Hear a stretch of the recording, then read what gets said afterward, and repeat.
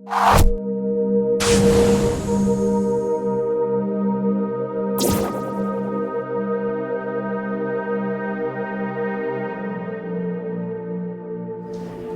hello everyone.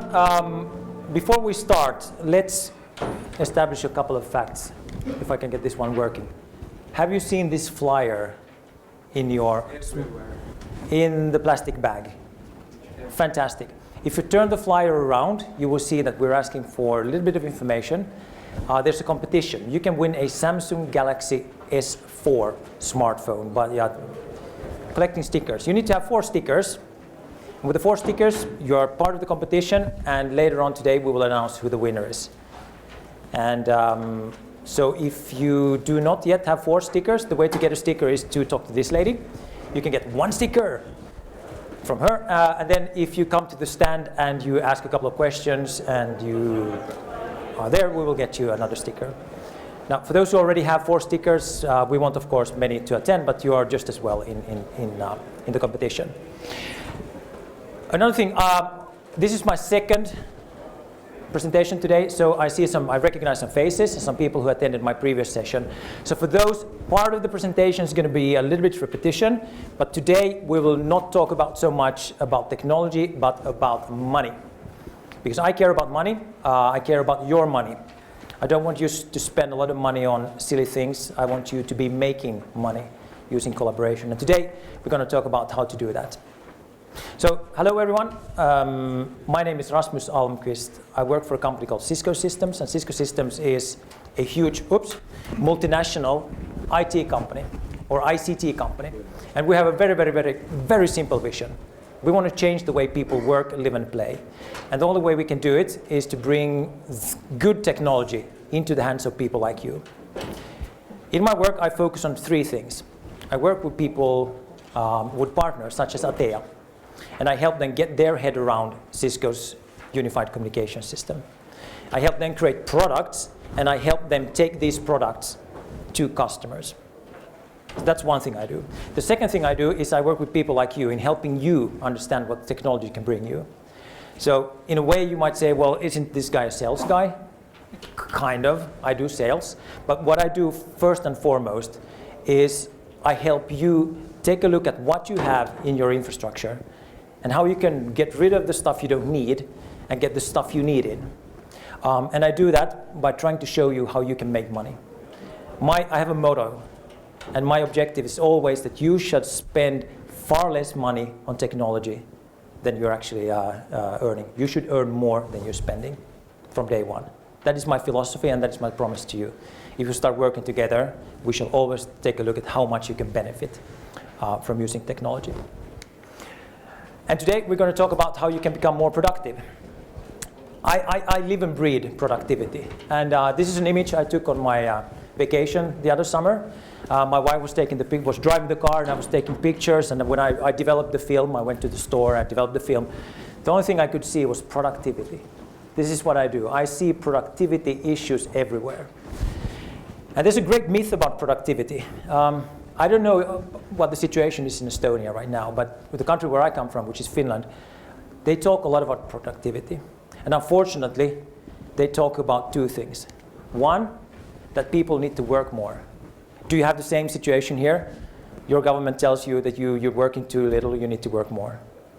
Do you think, honestly, hand on heart, can you work more? They say we need work less hours, 4 hours, for example, 6 hours systems. They do? Yes, they You have a smart government. Because where I come from, it's like you need to put in more hours, you need to work more. And I think it's a little bit silly, because I think when you work more, but you still produce the same amount, it's actually driving down productivity, right? It's the output versus the input. So, and when you think about yourself in your daily work, I don't think you will be any more productive by spending more hours. I think you can gradually produce more, but your productivity per hour spent working is going to go down. I know that because sometimes I work very late at night. And the stuff that I send out, the emails and the material I send out at 1 o'clock in the morning, gee, I really need to redo it every morning anyways. So it's not about working more. So I want to take that away, and I'm happy that you understand this. The other thing around productivity, a misconception is that we should spend less. Okay, so I understand there are companies who are spending far too much, and to be able to be more productive and to have a better profit, they will actually start spending less. So what happens in a company when they start spending less? You know it. So it goes well for a while, and then suddenly the company starts to become slow because you can't do things that you could do before, right? If you're not meeting customers, if you're not there meeting customers, working on projects, if you're not traveling, how can you do that? How can you be more productive? You can do it for a while, but long term, you're going to phase out. It's not going to work. So my message to you is, no, don't work more. Don't think about spending less, but instead think about working smarter. The work smarter is a super difficult thing to get your head around because this doesn't apply. There's no one size fits all here. So I can't come to you, Rein, and I can't tell you exactly how you should work smarter. You need to know how to work smarter. But you need to know what the tools you might have at your disposal to be working smarter. Working smarter is about making your business processes work better. And for that, we need good tools. So, why should you care? Well, working smarter compared to today, we actually work smarter than we did 10 years ago because we have great tools. But the problem here is we spend far too much time working on things like email. The average American worker, believe it or not, receives 105 emails every day. Do you get more or less? Less. Good. No more? Okay. It's not good. So the way emails work is, of course, that it's a great way of documenting things. But when you start documenting things and when you start having conversations with people, you will actually slow down the way you work. So 28%, on average, 28% of the time we spend working, we spend reading and replying to emails. Does that make us more productive? Well, it makes us more productive than sending physical mails, no question about it, but will it make us more productive tomorrow and the day after tomorrow? The answer, of course, is no. And here's why. We don't work like we did 10 years ago when email was invented, or 15 years ago.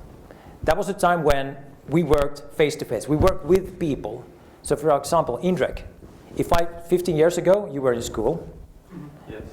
And if I needed to work, let's say you weren't in school, but let's say you had a good position in a big company, and we started working together. It was okay. We could send emails to each other. It was okay that we spent 2 or 3 days replying and responding to emails. It was okay because we worked one-to-one. Today, this does not apply.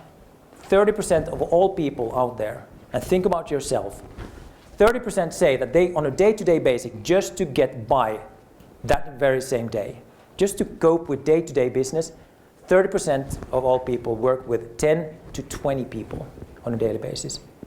And I think this applies to you as well, when you think about your day. Or you might belong to the other category, 30%. They say they work with more than 20 people on a daily basis. And this is just to get stuff done on a daily basis. Now, the trend is unfortunately not getting any better. More and more people, in fact, 50% of all people tell that they are working more and more with external people and internal people, with more people than they used to be. And that is a problem if we continue using old school ways of communicating, because it doesn't scale. We need to come up with better ways of communicating. And if that wasn't enough, just to add insult to injury, we work not only with more people, but we work with people outside of our teams. When I started my work life about, 16, 17, 18 years ago, I belonged to one team, and that was great. I worked with a couple of team members, and yes, we exchanged emails, and we called each other, and that was great, and we could do things. Now, somewhere between 15 or 20 teams on a daily basis. I work with a lot of people. And to be honest, there's no way for me to really influence the people I work with if I don't have rich communications tools. So 63% on a global scale tell us that the team they belong to is geographically dispersed. So what does it mean? It means they're not in the same room, right? So if you three gentlemen, if we were working on a team, it would be great. We could sit down, we could have a coffee, we can agree, I could look you in the eye and you can shake your head or you can nod, I mean the other way around of course. And you can say, Rasmus, I think your idea is really, really bad. And I can say, oh, okay. So, okay, what do you suggest? That's how teams work. But what do you do when you're in Tallinn and you're in Tartu and you're in Stockholm and I'm in Helsinki? How do we do it? How can we have that creative argument? How can we fight over email? That would be really silly. I could be very offended, by the way, if you send me an email, I don't really understand what you're telling. Capital letters here, you're screaming in an email, isn't that? No, but seriously, it's a big issue. You don't get to a conclusion. We need to have tools that enable us to understand what the other person is saying, because we can't read the other person in an email. Then we work more with external partners. Again, 65% say that they work with external partners. Now, we can scream if we're in an internal meeting, but can you scream to a customer over an email? No, if you don't know what he's going to do with the email. Is he going to forward it to your boss, telling you that you are a difficult person and you get fired and all that stuff? No, but if we were in the same room, you could throw your phone into the wall and it could break and everything is fine. We can agree later on. We can shake hands and go for a beer. If we don't do that, if we don't have the tools available for having that same conversation virtually, it's going to be very difficult working. We're going to second guess what the other guy is talking about. Another issue, unfortunately. In these struggling times, we see reorganizations happening on a continuous basis. On average, the average employee will tell you that they are going through a reorg or a major change in their organization every 7 months. So what does it mean? It means that their boss might change. New employees might be joining. They don't, and as a result, what happens is that the productivity of each employee is actually going down. Have you ever experienced a major reorg where you were moved in, you got a new boss and you didn't really know how to work with the boss? Especially if the boss is sending email. You're like, shit, what is he talking about? Is he really demanding something from me, or is it just a wish from the boss that I should do something? It's hard to work with new people to start with. And especially if you join an organization, a new organization, what is the culture? How do people work? How do they react? What is the tone of voice we should use internally? That is a major issue that will drive down productivity if we don't have the necessary tool for doing it. And today I'm going to talk a little bit about how we can take rich collaboration and communications tool and use it to make money and actually drive productivity up instead of just continuously going down. So, this is a difficult slide, so pay attention. I'm going to talk about a term called relative productivity. What is relative productivity? So here's the thing. Let's say that your company is really, really productive and you're doing great. But guys, you're going to be screwed if your competition does things better. There are great companies out there who do great things, and then suddenly a new company comes up and they just do things smarter. They do things in a more efficient way. And you can do great for a while, and then suddenly your customers, your partners are going to start gravitating towards your competitor, and you're going to start losing ground. And normally, that is the time for your management to start thinking about, how can we work smarter? How can we make more sense for our customers and partners? And again, a little bit later, we will talk about what tools we could use for making that happen. So, here's the first one. There's a term called first mover advantage. Not sure if you're familiar with the term. It's a term meaning that, someone in your company comes up with a great solution for working a little bit smarter. For a while, what you will see is that your productivity will go up. You come up with a great way of working, and your productivity curve will go up for a while.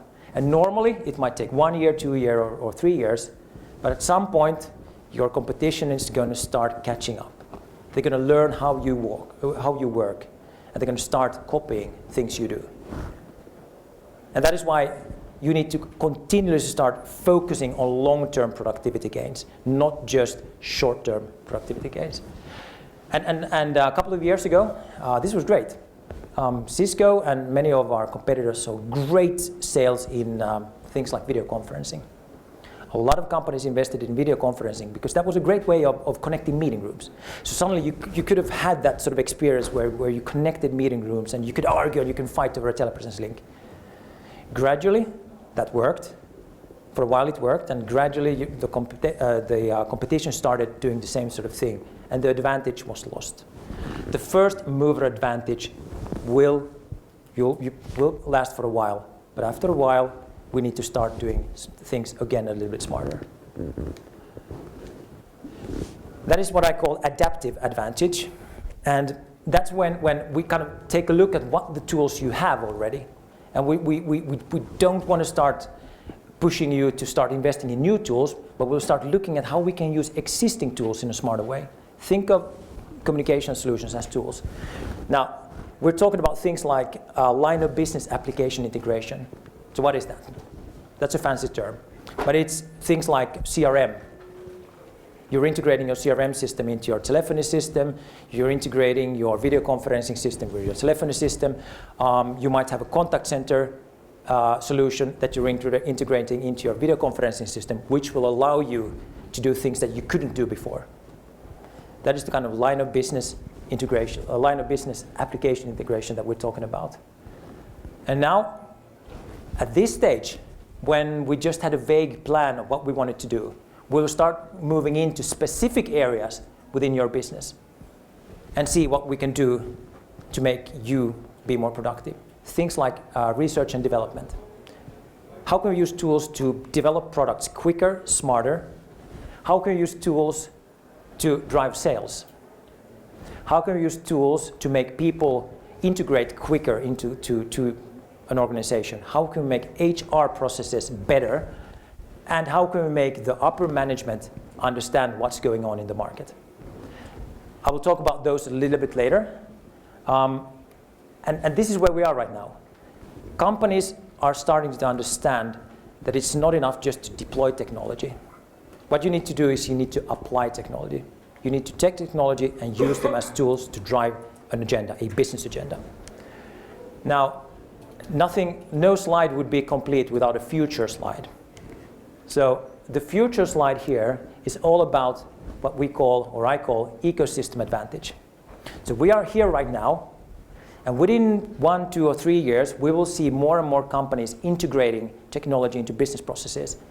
Going forward, we will see companies integrating their ecosystem partners into the same technologies. So what am I talking about? Well, think about your own company. You cannot operate alone. You need partners. You, of course, need customers. And you need suppliers. And you need a lot of people around you just to function. So what we need to do here is we need to start thinking about how do we include other people as well into your own collaboration and rich communication systems. We can't just focus on how we do things. We need to build an architecture that supports collaboration and communication between companies in a much richer and newer form. So we need to start thinking about shared workspaces with ecosystem partners. We need to start thinking about shared video bridges. We need to start thinking about shared communications services that somebody is providing to you. We cannot do everything ourselves, so why don't we sign up and align ourselves with the people that we depend on, our customers, our partners, and our suppliers. This is what Cisco is doing right now. We're integrating tools between our partners to make sure that we are operating in the most optimal way. And there's a business reason for this. The business reason is this. If we work together, and I'm just one click away from you. If you have a question, you can just take a look. Okay, Rasmus is online. I'm going to chat a little bit. I'm going to send, perhaps we're going to start a video conference. Perhaps we're going to share some files in an environment. I'm going to be so much more relevant for you because I would be able to solve your issues or your problems or your questions this much quicker than my competition. So we're doing this because of clear business reasons. We and you should be more relevant to the people you work with. They need to come to you to solve their problems.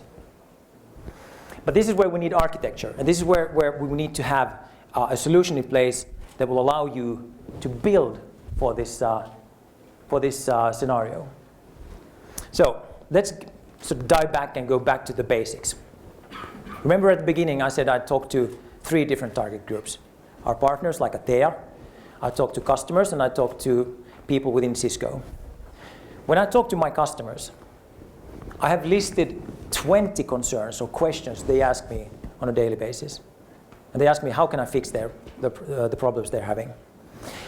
And I've divided them up in 4 categories: sales, research and development, management, and human resources. Those would be the areas where we can have the biggest impact by taking tools to market.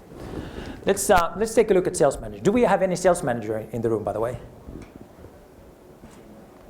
Okay, those are the tough guys. Seriously, they pay your salary, so you need to serve them well. Without sales managers, you wouldn't be employed. That's the fact of life. Sales is king. So when the sales directors, those guys who are really responsible for making the money for the guys you work for, when they start thinking, when they come to work Monday morning, these are the things they start worrying about. They start worrying about something called sales forecasting. Sales forecasting is a term used when you start to kind of guess, that's the wrong term. You start to make prediction on when a specific deal is going to happen, especially in B2B sales. So let's say we have a company somewhere out there and they have 100 offers that are sent to customers. Great opportunities. The customers just might buy, but we don't know when. So it's going to be very difficult for the company to kind of make any kind of planning and forecasting because they need the money to come in as quickly as possible. So sales forecasting is one of the most important things for a sales director. When does the deal close? The second thing is, can we make it any quicker? So if that's the way of life. The quicker you take money into the company, the better it's going to perform. Of course, you need bigger deals, but if you're able to move the bigger deal in quicker, you're going to make more money on an annual basis. So that's what sales directors and the guys who are responsible for sales think of. Cost of sales. Should we have 10 sales managers, or should we just fire half and only keep 5? That's the kind of things they worry about. Can we use technology in a more efficient way so we don't have to employ a lot of people, so that we don't have to spend a lot of time sitting in a car going to the customer? How can we use technology to be a little bit more relevant? If you're in sales, the 4th element you worry about is success rate. Again, let's take the company who has 100 offers out there. If they have 100 offers, how many of those 100 offers are actually going to close? 1, 2. Could be a little bit, well, that's really bad if it's 1 or 2. Normally, it's about 10-15%, depending on the companies, of course. Now, again, if you're able to bring in a deal quicker, and if you're able to increase the success rate, so instead of every 10th deal coming through, you get every 2nd deal coming through, your money, the money that your company is generating is going to go through the roof. It's going to be great. The last one they worry about is, are we selling the right thing to the customer? Does the customer really understand what we're selling? That is a real problem. There are a lot of sales managers out there who get an email from a customer, and they respond to an email saying, okay, here's the price. But did they really understand what the customer was looking for? I don't think so. I think you need to meet customers. I think you need to be able to have an eye-to-eye conversation with the customer and really kind of understand what it is you're looking for. And perhaps you're looking for the wrong thing, and perhaps as a sales manager, I will help you define better what it is you need. So, what is the tool that the sales directors are dreaming of? Is to be able to work using full HD video with their customers on a day-to-day basis. Again, it's the 3rd future scenario that I showed you, the ecosystem advantage. If we're able to give video communications to sales managers that is easy to use, that you can use between organizations, the sales manager or sales director is going to say, I want those. Give me those. Because he's worrying about his sales. If we're able to prove and show that they can make more money, it should be a no-brainer. We need to prove it, though. The second element is product development or research and development. Is anyone working for a company that produces something? You do. What do you produce? Chocolates. Okay. How many products, it might be a secret, but how many products do you actually develop or have in development, and how many actually make the market? No, actually, that's a lot of them. There's a lot of, this is the very usual thing in product development. You develop a lot of products, you test them, and perhaps the largest portion of all your chocolates are never going to see a customer. People will taste them, and they will say, no, next one. So, and the question is, how can we make the quality of the process, the product development process, better? Can we do it quicker, the speed of the process? Can we do it cheaper? So why is it so expensive to do product development? Let's say, again, your chocolate scenario. You need to bring in people into a controlled environment. You need to schedule it at least 3-4 weeks ahead. You need to get people in, and the product development guys are going, oh, gee, well, can you please make it any quicker? And then you get the people in to taste them, and then some of the products are going to go to production. Now, let's say you develop the best chocolate in the world. You think it's really, really good. The customers love it. But then you have your salespeople, and they really need to understand how to sell it. Sales team know-how. How can we make sure that the guys who are ultimately responsible for paying for the product development, and that's the salespeople, how can we make sure that they're able to sell your chocolates in the best possible way? Perhaps you have a premium product, which will cost a lot of money to buy, and they're trying to push it into a retail chain that is not interested in premium. Perhaps the sales guys should be looking abroad. Perhaps your product is so good, it shouldn't just stay on the Estonian market.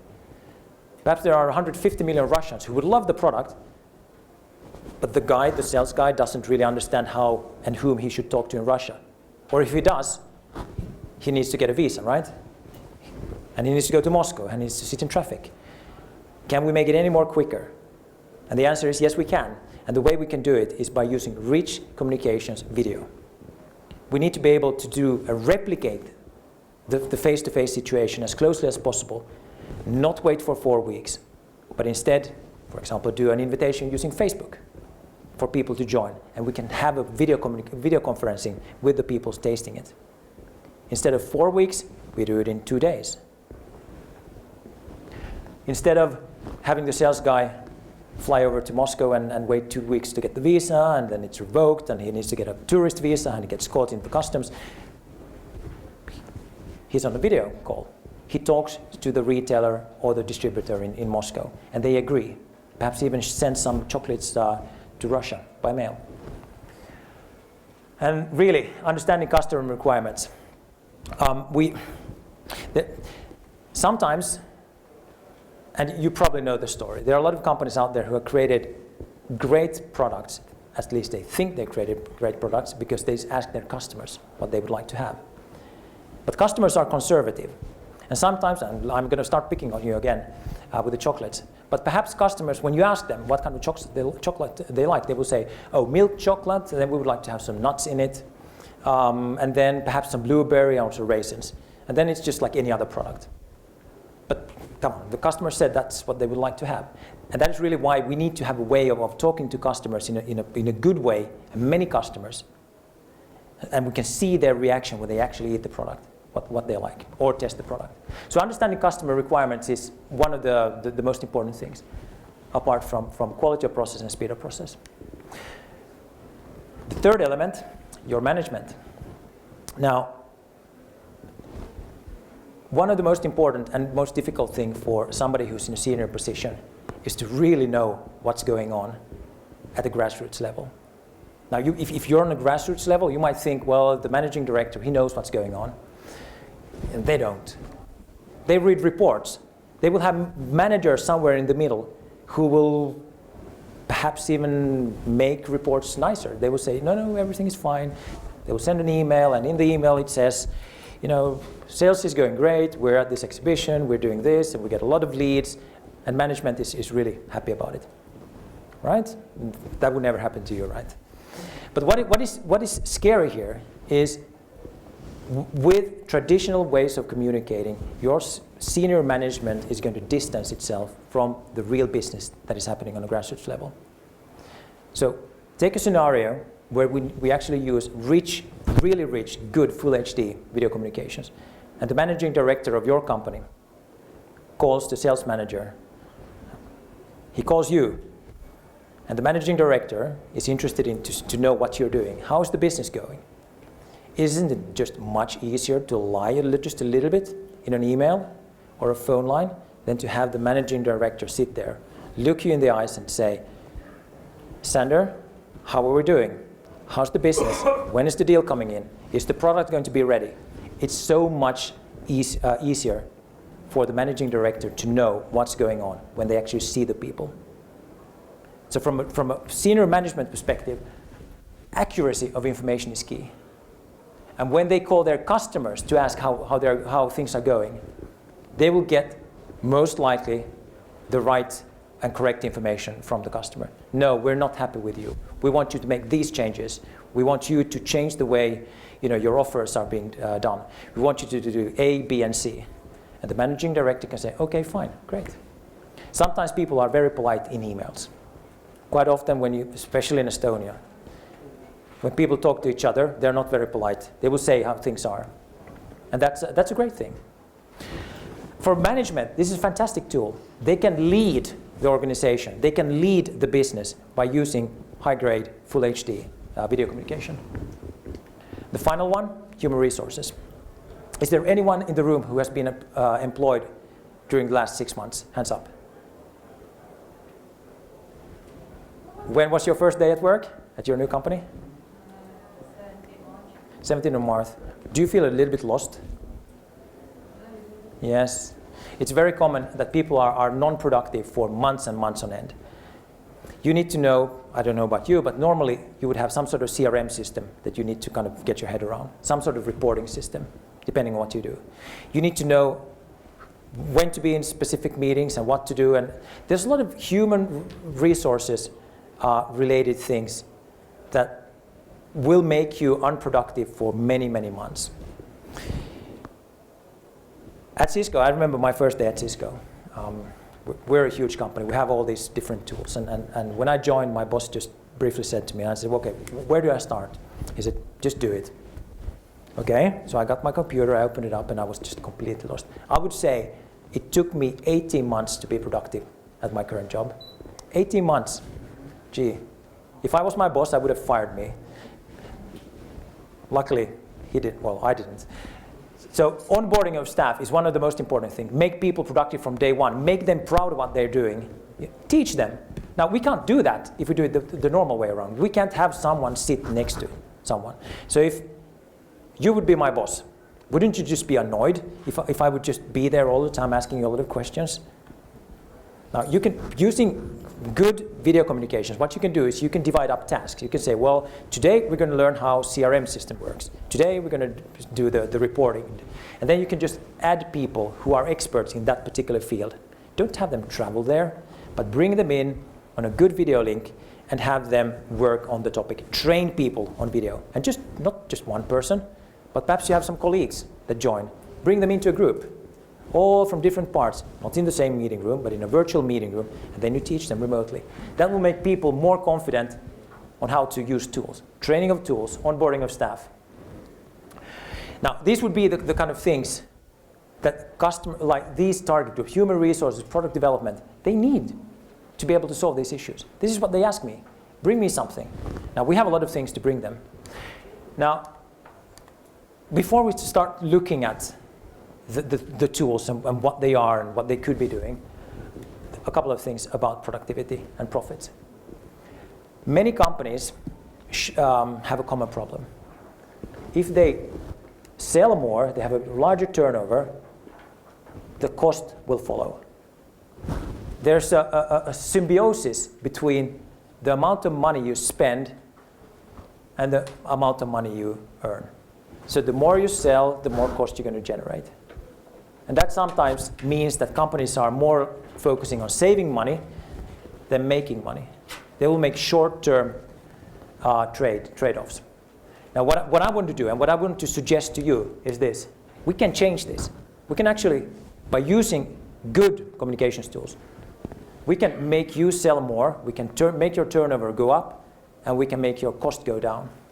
We can do both, but we need to do it only by working smarter. We can't just continue working the way we did. We need to work smarter in a new way. So remember those: sales, R&D, HR management, and so on. Now, this is the kind of conversation I have with customers who are thinking about kind of accepting the idea that they need to work smarter. They can't continue working the way they did. I say, well, okay, let's focus on those 4 areas. And I ask them 2 questions. The guy who's responsible, or girl, who's responsible for research and development, the person who's ultimately responsible for sales, the HR manager, the upper management, I will ask them 2 simple things. If they got a wish to work smarter, what are the things they need to do in order to enable sales growth while at the same time save money? And these are the answers they get me. The R&D guy, who's manufacturing chocolates here, he's going to say, well, if I can take my chocolate to market quicker than my competition, we're going to be successful. We're going to be successful because our chocolate is going to go into the stores already in December, before the Christmas sales. And it's going to be a huge success, and then we can bring out a follow-up product in February already for Valentine's Day, as an example. So we're actually able to create products quicker than our competition. We're more nimble, but we can't do it without these communications tools. The salespeople are going to say, well, if you want to sell more, well, we need to speed up the process. Do you know how many customers, a good successful sales company doing sales, how many customers they meet per day? Normally 2 or 3. That's it. That's all they can do, normally. And that's because they spend a lot of time sitting in cars. They spend a lot of time trying to arrange meeting with customers who are busy. So the meeting is not happening right now, but the meeting with the customer normally happens a month from now. That is a problem if you want to get your money in quickly as a salesperson. But if you don't have the tools available to call the customer and say, hey, let's meet now. Let's have a 15-minute video call. Let's take a look at the issue so that we can work together on the issue. If we can't do that, we can't sell more. So the speed of process here is everything. Bring them the tools to sell quicker. HR, know-how, and management accuracy of information. And when you start summing it up and you ask, well, what would it mean if we were able to get our products, our chocolates here, into market quicker? How much can we sell more? If we were able to sell quicker, close to deals quicker, how much more money could we be making? If we got the newly employed persons more productive quicker, how much money would we be making? I'm sure you're a great person, and I'm sure you're going to make a lot of money for your company. But right now, I guess you're struggling a little bit. But we don't know. 1 month from now, you're going to be the star, perhaps. And management. How much, if you had the right information, will you be making the right decisions? And if you make the right decisions, how much more can you be selling? So a conservative estimate is that we can increase sales by 10%. It's a very, very conservative estimation. Now, when we do things smarter, we actually don't have to save money. The saving comes as a bonus because we're not traveling, we're not spending time arranging these food tasting events. We're not waiting for people to onboard. We don't wait for people to get into a training. We don't fly people in. We do things quicker and smarter. The estimate is that 4% we can drive down existing cost. So I would argue by working smarter, you can sell more with lower cost. Now, what tools are needed? We talked about it. It's rich communications. But this is really why we need them. Clarity. The amount of time we spend being confused about other people's emails is amazing, or chats, or phone calls. It's very, very rare that we get enough time in our daily work to come together and really have a good discussion on what it is we want with customers or with partners. Clarity. We need to have good communications tools to be really, really have a good understanding what it is we need to do. Relationships. If you're just an email address, why is your customer going to care? Be a person. Be a person and see the person on the other line. Speed, okay, we can be quicker. And saving money comes as a result. Those would be the things. And these 4 categories would be the tools that we would use. For your salespeople, mobile video. Absolutely. They need to be able to be wherever, on any network, on any device. They need to be able to join video calls with their customers. For those people who are sales directors, for example, they need to have a way of always being accessible on video. If you're just on a PC, what happens if your PC crashes? Or as in my case, my motherboard was fried. You need to have a good video conferencing system. And for management, you need to have multi-purpose rooms. Now I'm going to go directly into the calculation, so I'm going to jump over these. I'm going to take a quick calculation what that 10% and 4% means. So let's say you're a company of 50 with a turnover of 10 million euros. You might be manufacturing some parts, or you might be selling services. The normal standard here is, with this sort of turnover, you will have more or less a 10% earnings before interest and tax. That's considered a good result by any standards. In Finland, a company doing 10% of their turnover in profit, people would applaud, and they would be happy. Well, if we do things smarter and we drive up revenue by 10% and cost down by 4%, the goal, of course, should be 11 million euros. Wouldn't you agree? 10%. And if we drive cost from 90% to 86%, that's 4% digits. In fact, when you start adding up the sums, we have a difference. We have a new result of 1.54 million. Suddenly, by working smarter, we're actually making money. That is 450,000 euros just like this. It's not that easy. You need to actually change the way you work to do it. Now, what do you actually need then to work smarter? I would argue you need to go full Monty. You need to be able to give the people who work in your organization different types of tools based on their needs. Everybody should have instant messaging and presence, and it should come from the same communications solution. I don't think they should pay for it. I think instant messaging should be completely free, just like air and water for most of the time, and it needs to work on any device. Video soft phones. Now I'm talking about integrating video soft phones. I'm talking about the soft phones that you can use to dial telepresence rooms, to dial external companies, independent of what device they are on. These are just numbers that I've taken from an Atea catalog they have just announced, which is here. You can take a look at this. These are just numbers they have available on the Cisco stand, so you can take a look at this. The point I'm trying to make here is we should be going after that money, and by just adding up the things I really think I need, we should spend not that much. So remember my earlier conversation there about spending less than you earn more than you spend. This is the kind of sums we're talking about to be able to get started.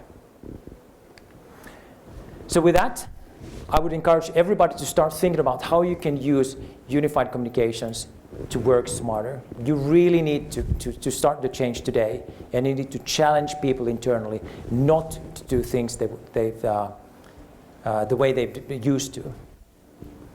Do we have some time for some questions? One question.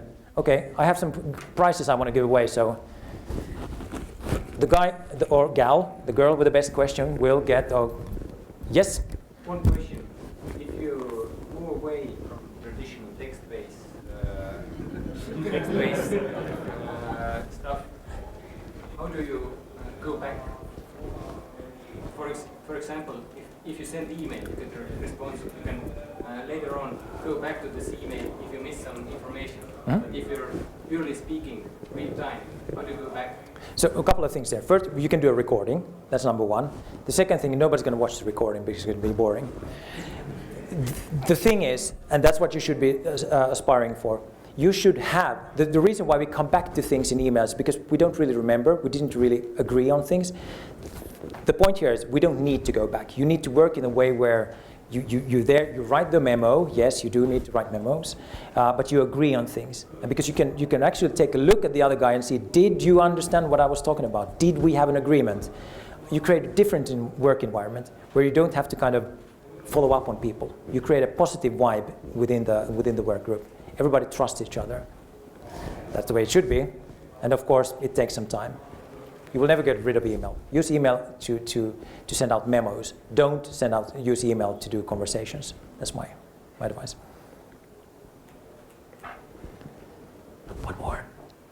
One more, if we have.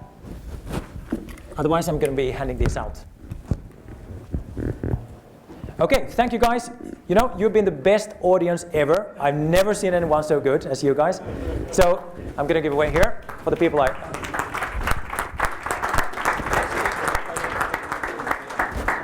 bothered you as well, so thank you. Oh, thank you. Yay.